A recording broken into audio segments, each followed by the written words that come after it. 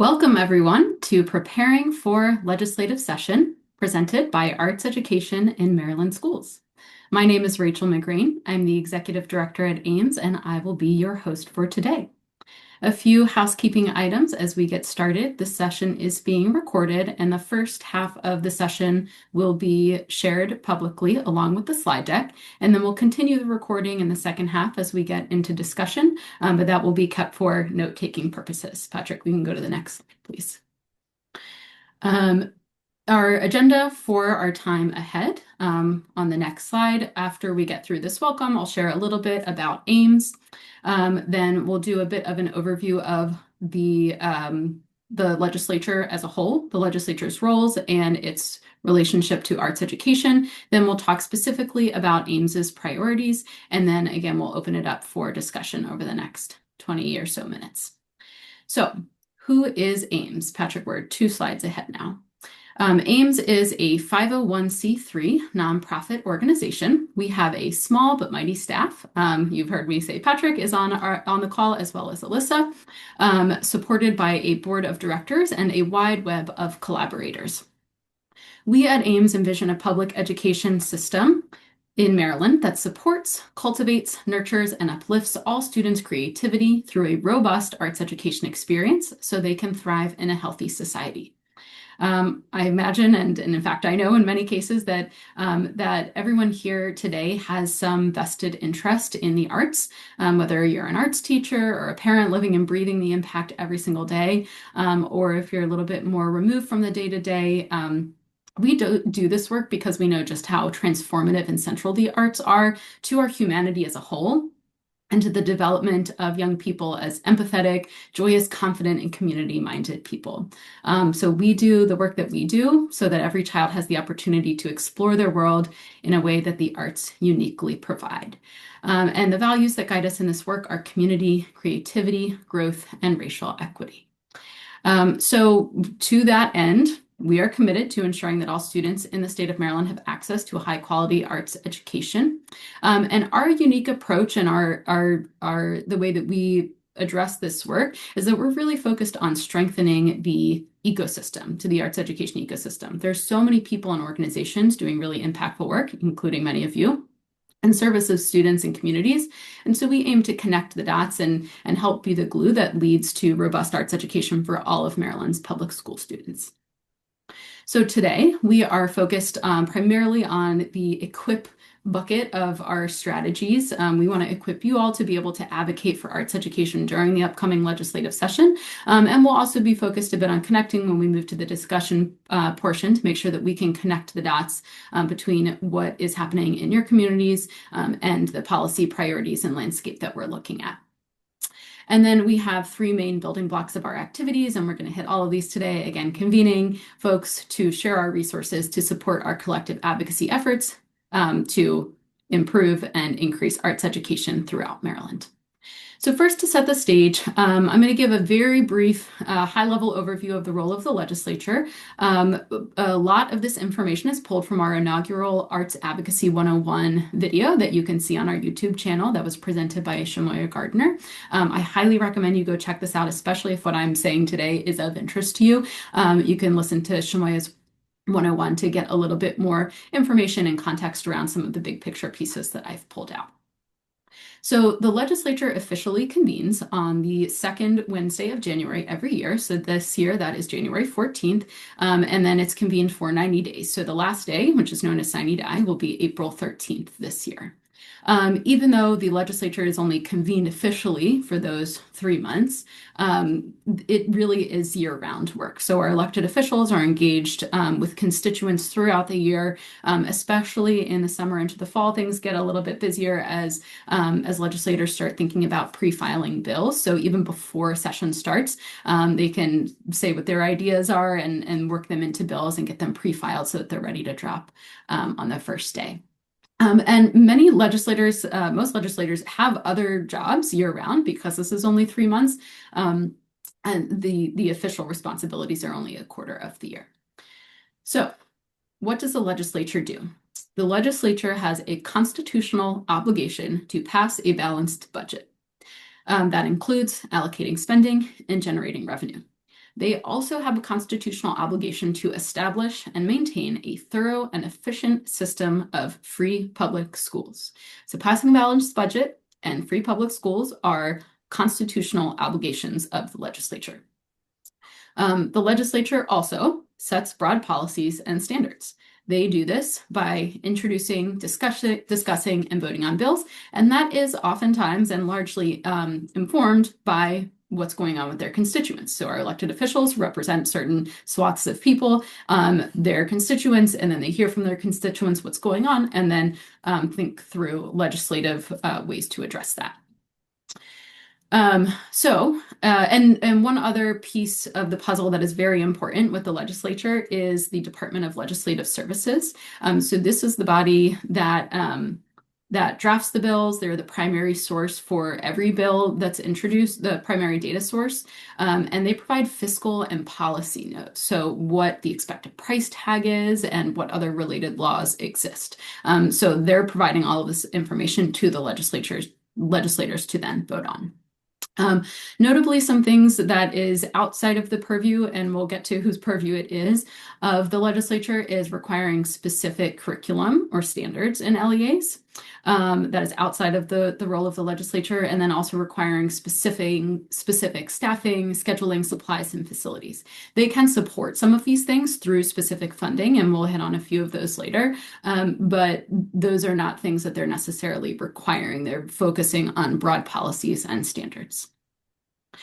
In the education world, a few of the committees, so there are a lot of committees throughout the General Assembly, and four of the most important ones for us to keep in mind are on the House side, the Ways and Means Committee and the Appropriations Committee, and then on the Senate side, the EEE Committee, which includes education, and the Budget and Taxation Committee. So a lot of times what we're going to talk about in education does ultimately come down to budget, and so a lot of these committees that deal with the money are committees that we are keeping our eye out for.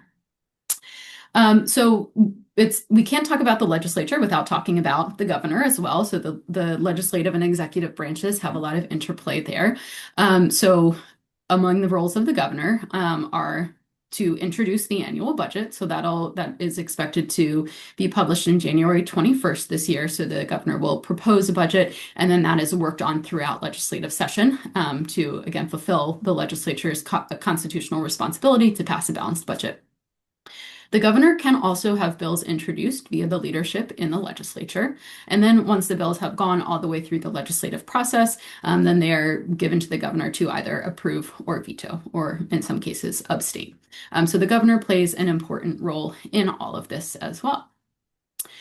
Some other agencies I want to mention, again, we are focused on the legislature, but it's important to kind of situate this within the complex ecosystem of all of the different organizations and agencies. So some of the most important state agencies in our work are the Maryland State Department of Education and the State Board of Education, as well as the Accountability and Implementation Board of the Blueprint for Maryland's Future. So all three of these bodies have varying responsibilities and roles around implementing and overseeing statewide policies. So the legislature will pass a policy, but then it's up to these three agencies in varying capacities to make sure that those policies are being rolled out and being rolled out with fidelity. They track and support the implementation of blueprint goals along with other broader education goals. And in many cases, they also manage grants. So a lot of those funds that are coming through are in the form of grant programs that are facilitated primarily by MSDE and also AIB. Two more layers we're going to hit before we get into our specific priorities. So those are all the statewide entities, but as we know, a lot of educational decisions are being made at the local level. So we have some sort of parallels. On the local level, we have our local councils and executives, and they are allocating, some of their roles include allocating local funding to school systems and also making policies to generate revenue. So similar to on the state side, they're the folks who have the most control over the money that's going in and out of a particular school district. And then, kind of akin to the state agencies, we have our local boards of education and superintendents. So once they are given their budgets that are made up of national, state, and local funding, then they create and approve their individual budgets. They're determining how the funds are used, and that includes through things like staffing, class size models and district-wide program offerings. Then one more level down to the school level, there are still yet more decisions that are being made by, for example, principals and school counselors. So those include individual staffing, scheduling, and resource allocation. So we have the money coming from national, coming from state, coming from local, making up an individual school budget. And then we have those school leaders figuring out how best to utilize those funds for their community. So all of that to say, there are a lot of players. There's a lot of interrelation between agencies and organizations and schools and all different levels. And so that's going to bring us back to the legislature, which is what we're here to talk about. But all of that is just sort of contextualizing information in terms of where does the legislature fit into all of this. So some of the big focus areas that we'll be focused on and are typically always focused on for the General Assembly are revenue, blueprint, and larger education bills. And on the revenue side, just a small note, and this is a fresh update from the Maryland Center on Economic Policy.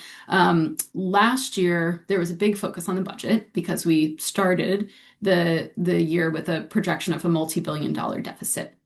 By the end of session, folks were feeling pretty good. All right, we have a balanced budget. We're looking okay going into the next year. As of last week, a new forecast is out that is largely because of changes at the national level that we're looking at a $1.2 billion deficit. So that's going to shift what the conversation was anticipated to be a bit. There are, plenty of different ways to address that, and we're not going to get too in the weeds, but just want to mention that anytime money is involved, when we're going to talk about education, those things are interrelated. And also of note, we're going to be moving into an election year, so that's going to be on the minds of a lot of our elected officials. All right, so with all of that framing and context, our priorities, our art-specific priorities. So AEMS has a very specific, one specific legislative priority that I'm going to start with. So in the Blueprint for Maryland's Future, there's a line that says within the concentration of poverty funds section, the personnel and per pupil grant of that program may be used through fiscal year 2027 to provide the programs required under COMAR Title 13A, Subtitle 4. If you're not familiar with that regulatory language, the specific COMAR number that's laid out there, 13A41601, is COMAR for fine arts. So even though it doesn't have the word arts, that's what that's talking about. So basically means that there's a chunk of funding set aside to support schools with concentrations of poverty, and it is currently an allowable use to put those funds towards supporting the arts if that is a need that the community has identified. Since that is only currently allowed through fiscal 27, what we are working on is getting that taken out. So getting the timeline taken out. So we want this to be an allowable use forever. And it's not requiring anybody to use the funds in this way. It's just saying that if the school community decides that this is the way they want to spend their funds, they are allowed to do so. So we are very excited to have confirmed sponsors for this bill. So Delegate Wims from Montgomery County and Senator McCray from Baltimore City will be co-sponsoring a bill to eliminate that timeline clause. And we're expecting that to be introduced on the first day of session. So we'll get to next steps in just a moment. And then another piece of this is that the AIB, the Accountability and Implementation Board, the state agency I mentioned before, they are proposing their own legislative priorities. We gave public comment suggesting that this should be one of their priorities, and they actually did take it up. So this is in their draft priorities, and they are expected to be voting on their priorities tomorrow. So if you're hearing this and you're like, yeah, I want to be in support of that, you have 41 minutes to sign up for oral testimony if you'd like to speak tomorrow. And then also you can submit written testimony, ideally at some point this evening before the meeting, which starts at 1 p.m. tomorrow. But never fear, there will be additional opportunities for testimony. So once this bill is introduced in the legislature, um, the uh, there will be a hearing. So we're expecting the first hearing to be in the middle to end of January, and we won't know when that's going to be until the bill is introduced. So it will very likely be a short turnaround. So we are looking for oral testimony for that, hoping to have 3 to 4 people to speak in Annapolis, as well as having additional people to show up and be in the room in support. And then sky's the limit on written testimony, so we can have individuals submit written testimony, organizations submit letters of support, and so we'll provide templates for all of that and share that. But if this is something you're really interested in, it's great that you're here now because we can think about it and prepare and be ready to go so that once January 14th hits and then we know when our bill hearing is, then we'll be sounding the alarm to say, okay, now's the time, and have a quick turnaround on that. And if you are interested in being kind of on that action alert list, we have a new very short sign up link that you can see on the slide there. So please, let us know and we'll be in touch and get everyone ready to be able to be in support of that, if you are in support of that. All right. So outside of that individual priority, we will be monitoring a few areas of funding. So there is a line in the State Department of Education's budget for the Fine Arts Initiative, and that funds, that money goes to all of the LEAs in Maryland as well as AEMS to support professional learning initiatives, amongst other things. So that is what the AEMS funding is specifically used for, is for professional learning. There is also the Maggie McIntosh Supply Fund that is specifically for Baltimore City schools. And again, we anticipate for both of these, we anticipate that they will continue to be in the budget, but we will be keeping an eye out to make sure. And then also we have in the past had the Maggie McIntosh Arts Center Fund, which is specifically for school improvement funding. And so we'll be hoping to get that reinstated to continue supporting arts facilities in Baltimore City. Additionally, our friends at Maryland Citizens for the Arts have a handful of priorities, and I saw Nick Cohen is on the line. So when we get to the discussion portion, happy for him to ask him to share any more if folks have questions. But they will be working on full funding for the State Arts Council budget as required by the Arts Stabilization Act. And of particular note for our arts ed folks, the Arts in Education grant program is a program of the State Arts Council. And so that's all part of the same funding. Also full funding of the State Arts Council Capital Grants Program. And they're also working on 2 bills around public artist copyright protection and artist freelance protection. In the education community writ large, we are part of 3 coalitions. So one of those is the Blueprint Coalition. So that's a group of over 30 organizations and individuals committed to securing full funding for an equitable, effective implementation of the Blueprint for Maryland's future. This is a screenshot of the first half of a 1-pager, and the next slide will have the second half that outlines some of the priorities. Some of these priorities are legislative, some relate back to those state agencies. One of particular note is on concentration of poverty. So there was a neighborhood indicators of poverty report that was recently put out by the governor's office. The last time this type of report was put out, it was by MSDE. So the agency doing the report has shifted. There are a lot of questions from the advocacy community about the methodology behind this report. And the kind of baseline takeaway is that the new report has a significantly lower count of students who are considered to be experiencing poverty, which has implications on the funding formula. So if there are fewer students experiencing poverty, fewer dollars need to go to support schools with concentrations of poverty. So We don't know exactly where that report is going to go yet, but we have our eye on it as part of this coalition. And this is an example of something that doesn't necessarily scream arts. However, the arts will be impacted by it because it's related to school funding and supporting students writ large, which includes the arts. So that's why we are a part of these education coalitions, because, as we know, the arts are an integral part of education writ large. And so we have our eye on that, and we'll continue to share updates and opportunities for action and kind of through the arts education lens. Another coalition that we are a part of is the Maryland Alliance for Racial Equity in Education. Our collective goals within this coalition are healthy, safe, and positive school climate and culture, which we know the arts support, improving data reporting and student outcomes, seeking funding and resource equity, and respecting, retaining, and sustaining Black and Brown teachers and leaders. So those are some of the guiding principles of Marie that, again, we will be working in collaboration with others on promoting during legislative session. And last but not least, we're also a member of the Maryland Education Coalition. And don't worry, yes, all of these people talk to each other. There are many people who are on multiple coalitions. So there is a good amount of crossover between the goals of the coalitions, but everyone kind of has their specific niche. And so the Maryland Education Coalition is primarily focused on adequate funding, equitable policies, and transparent accountability statewide. So AEMS's role in all of this, we've kind of touched on all of these things. So, we've already started meeting with legislators. That's how we got our bill sponsors. We'll continue doing that and invite you all to join us on that. Like we talked about, it's really important for legislators to hear from their constituents. We'll continue convening with our coalition partners that I just mentioned to support setting the focus and strategy and participating in collective advocacy goals there.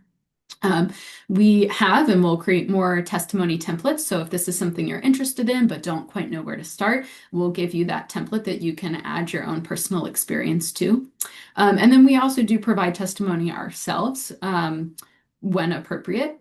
And then also we aspire to continue to inform our constituents. So this is part of that. And again, definitely encourage folks to sign up for our listserv if you're not already on it, to make sure that you can stay updated and know when things happen, when things are happening in real time, so that you can get involved.